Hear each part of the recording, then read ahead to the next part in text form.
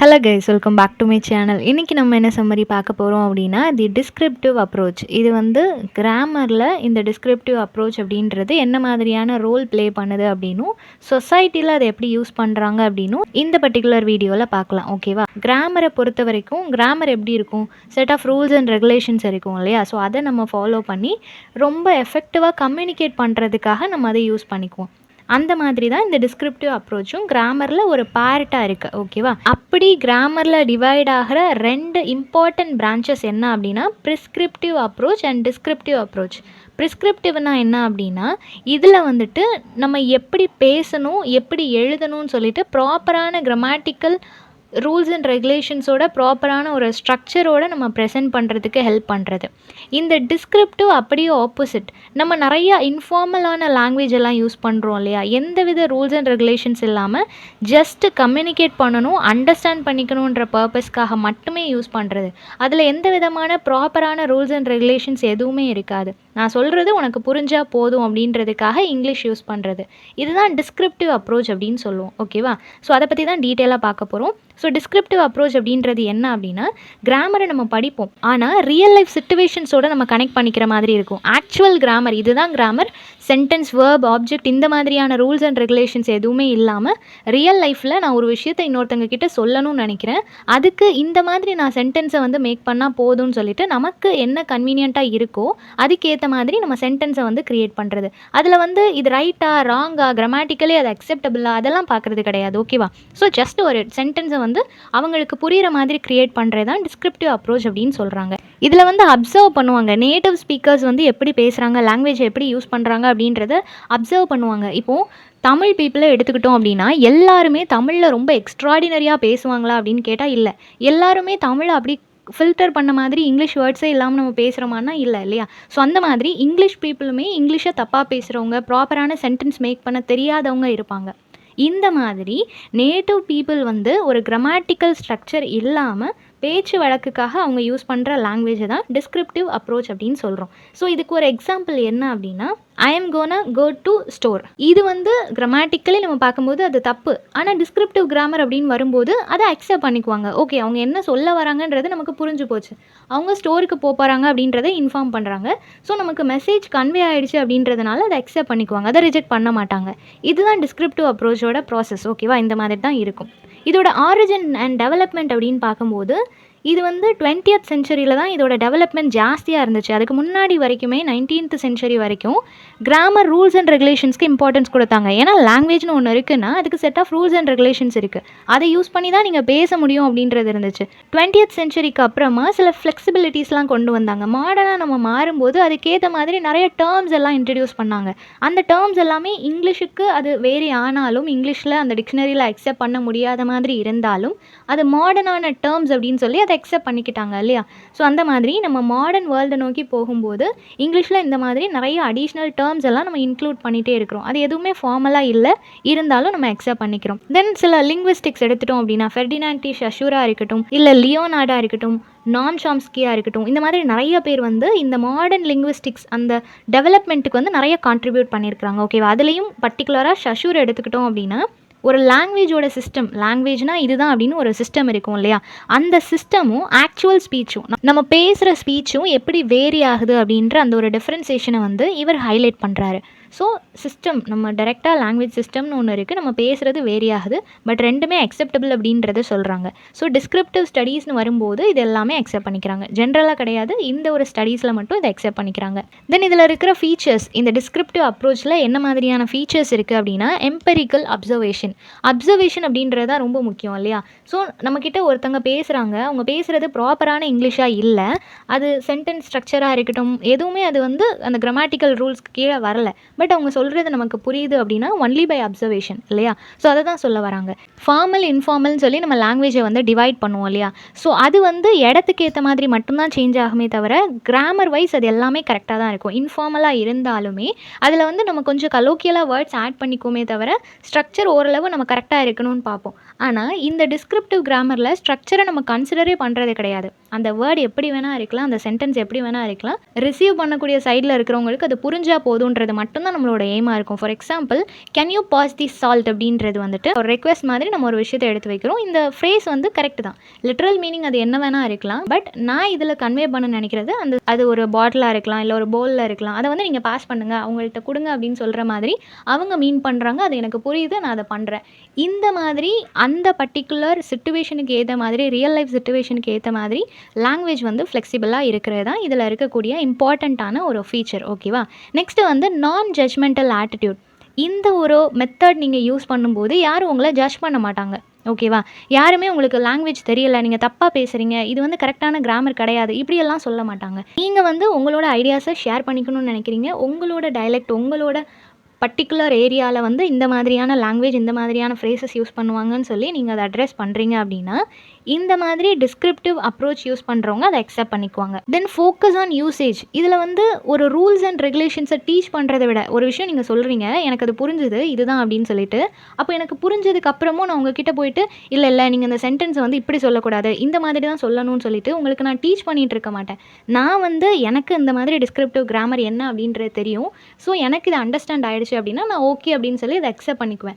So இதில் வந்து ரொம்ப ஃப்ளெக்சிபிளாக அக்செப்டபுளாக இருக்கக்கூடிய ஒரு ஃபீச்சர் இது தான். நீங்கள் என்ன சொன்னாலுமே அது எனக்கு புரிஞ்சுதுன்னா நான் அக்செப்ட் பண்ணிக்குவேன். யூசேஜை மட்டும்தான் பார்ப்பேனே தவிர அதில் இருக்க ரூல்ஸ் அண்ட் ரெகுலேஷன்ஸ், கிராமட்டிக்கல் ஸ்ட்ரக்சர்லாம் நான் ஃபோக்கஸ் பண்ண மாட்டேன். இதுக்கு ஒரு எக்ஸாம்பிள் என்ன அப்படின்னா, இன்ஃபார்மல் ரைட்டிங் இல்லையா? இன்ஃபார்மல் ரைட்டிங் நம்ம ஃப்ரெண்ட்ஸ், கலீக்ஸ் யாருக்கு வேணால் நம்ம எழுதலாம். அதில் வந்து கிராமட்டிக்கலி மிஸ்டேக்ஸ் கூட இருக்கலாம். இருந்தாலும் எனக்கு உன்னோட ஐடியாஸ், உன்னோட இமோஷன்ஸ் எனக்கு கன்வே ஆகிடுச்சு, அது போதும் அப்படின்னு சொல்லிட்டு வேறு எதை பற்றியும் உங்ககிட்ட பேசாமல் ஃபார்மல் வெக்காபுலரிஸ்லாம் நம்ம எக்ஸ்பெக்ட் பண்ணாமல் இருக்கிறது. ஓகேவா? Next dialectal and contextual sensitivity. இது என்ன அப்படின்னா, இதில் வந்து லாங்குவேஜ் அப்படின்றது வந்து ஒவ்வொரு இடத்த பொறுத்து சேஞ்ச் ஆகும், ஒவ்வொரு பீப்புளை பொறுத்து சேஞ்ச் ஆகும் இல்லையா? அதுக்கேற்ற மாதிரி இப்போ வந்து விக்ட் அப்படின்ற இந்த ஒரு வேர்டு வந்துட்டு குட்டாகவும் இருக்கலாம், பேடாகவும் இருக்கலாம். ஒவ்வொரு இடத்துல ஒவ்வொரு மாதிரி சொல்லுவாங்க இல்லையா?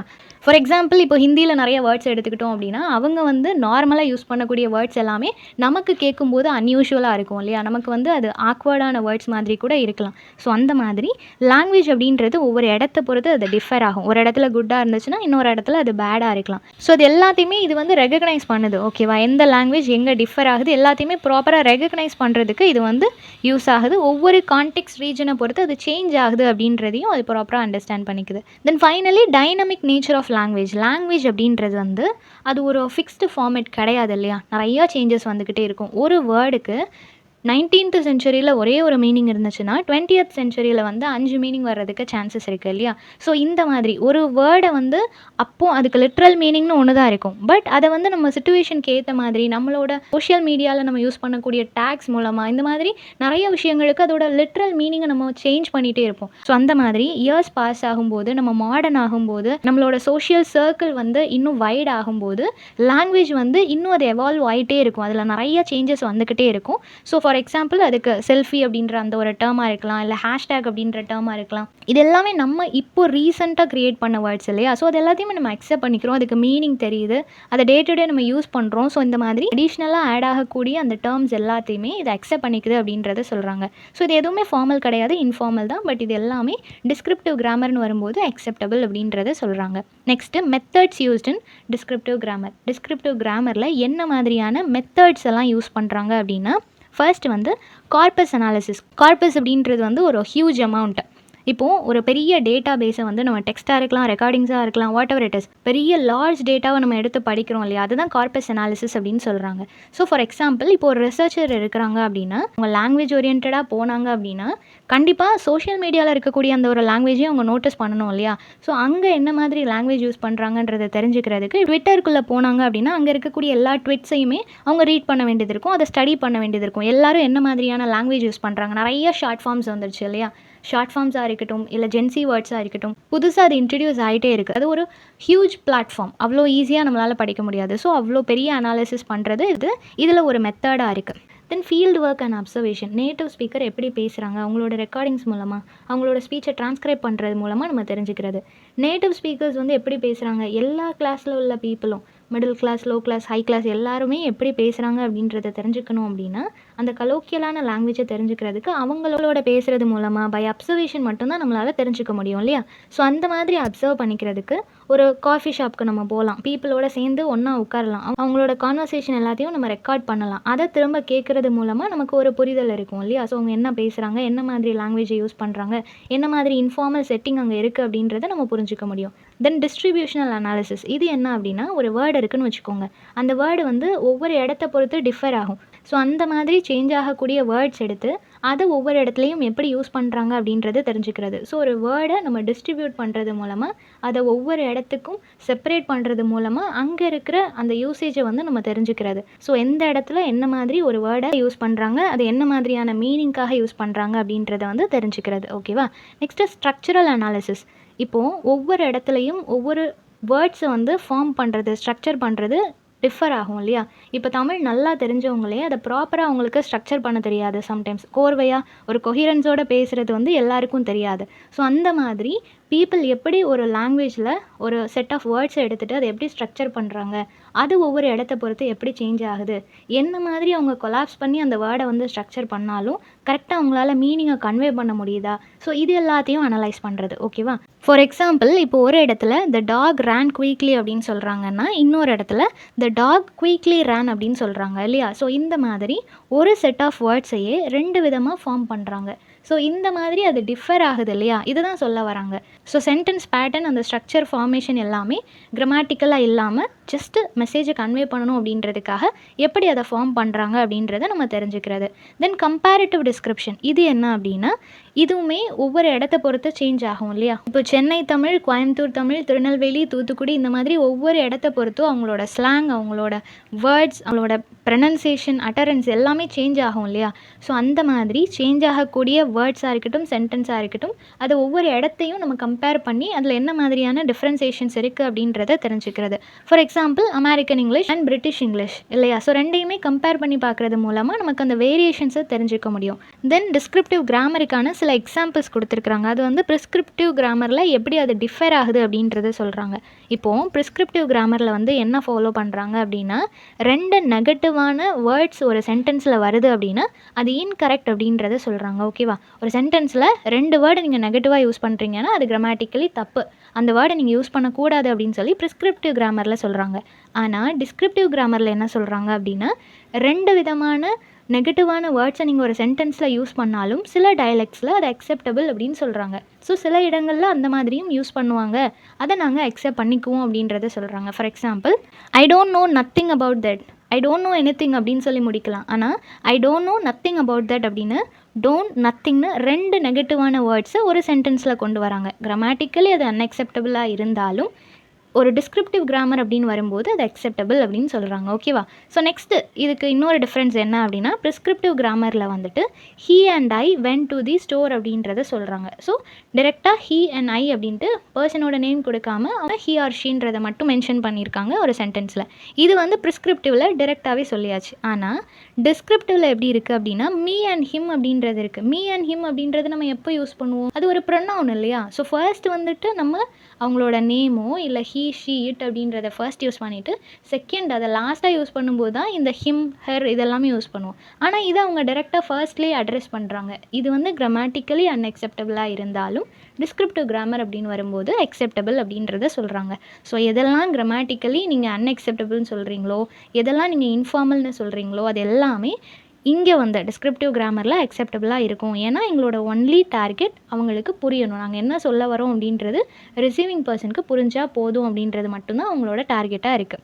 Next importance and applications. இந்த டிஸ்கிரிப்டிவ் கிராமர் வந்து எந்த அளவுக்கு இம்பார்ட்டண்ட் அப்படின்னா, இப்போ ஒரு ரிசர்ச்சர் இருக்கிறாங்கன்னு வச்சுக்கோங்களேன், அவங்க வந்து எஜுகேஷன், சிட்டி சைடு இது எல்லாத்துக்கும் ரொம்ப அப்பாற்பட்ட ஒரு மக்களை வந்து அவங்களோட வாழ்க்கை முறையோ இல்லை அவங்கள பற்றி ரிசர்ச் பண்ணுறதுக்காக அவங்கக்கிட்ட போகிறாங்க.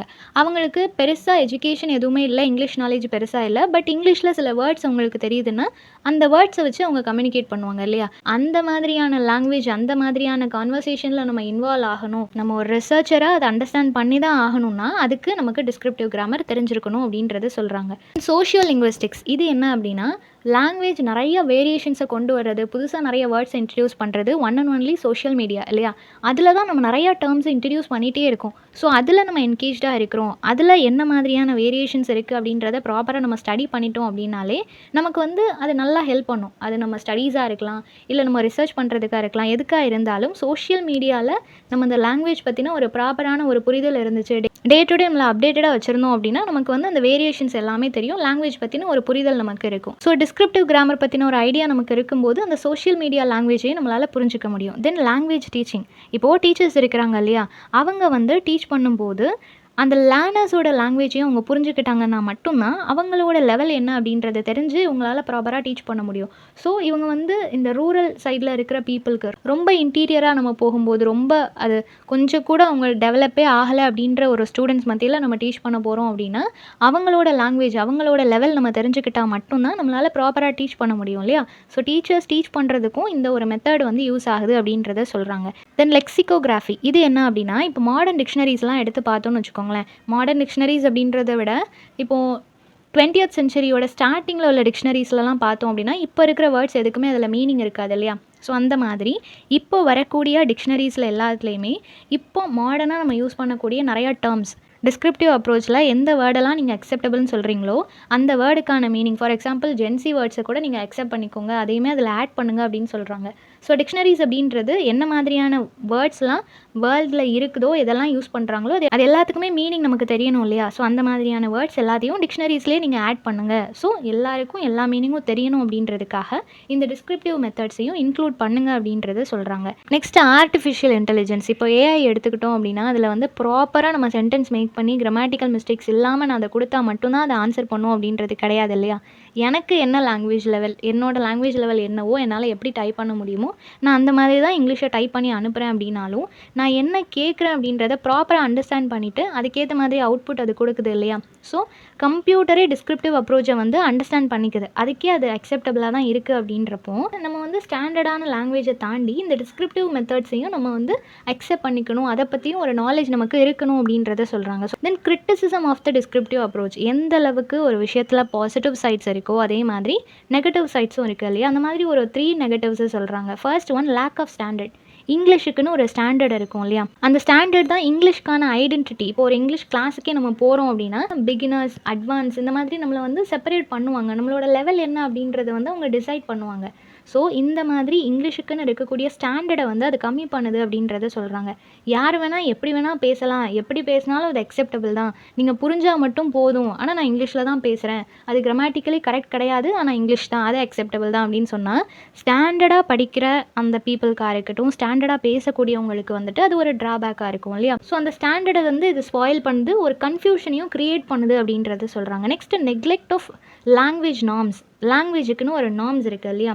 எஜுகேஷன் வரும்போது, ப்ரொஃபஷ்னலாக ஒரு கம்யூனிகேஷன் வரும்போது அதுக்குன்னு சில நார்ம்ஸ் இருக்குது. இப்போ ஒரு கம்பெனியில் வந்து ஒரு கான்ஃபரன்ஸ் ஒன்று அரேஞ்ச் பண்ணியிருக்கிறாங்க, அங்கே போயிட்டு நான் தப்பு தப்பாக இங்கிலீஷ் பேசுகிறேன், ஆனால் உங்களுக்கு புரிஞ்சால் மட்டும் போதுன்றது தான் என்னோட எய்ம், அதனால் நான் எப்படி வேணால் இங்கிலீஷ் பேசுவேன், நீங்கள் டிஸ்கிரிப்டிவ் அப்ரோச்சில் அதை அண்டர்ஸ்டாண்ட் பண்ணிக்கோங்கன்னு சொல்கிறீங்கன்னா அது எவ்வளோ ஆக்வர்டாக இருக்கும் இல்லையா. ஸோ ப்ரொஃபஷ்னலாக ஒரு விஷயம் வரும்போது, எஜுகேஷன் ஓரியன்டாக வரும்போது அங்கே ஸ்டாண்டர்டான இங்கிலீஷ்க்கு தான் நம்ம இம்பார்ட்டன்ஸ் கொடுக்கணும். பட் அங்கேயுமே டிஸ்கிரிப்டிவ் மெத்தட்ஸை யூஸ் பண்ணலாம் அப்படின்ற ஒரு கான்செப்ட் வரும்போது அது இன்னும் ஆக்வர்டாக இருக்கும் அப்படின்றதான் சொல்ல வராங்க.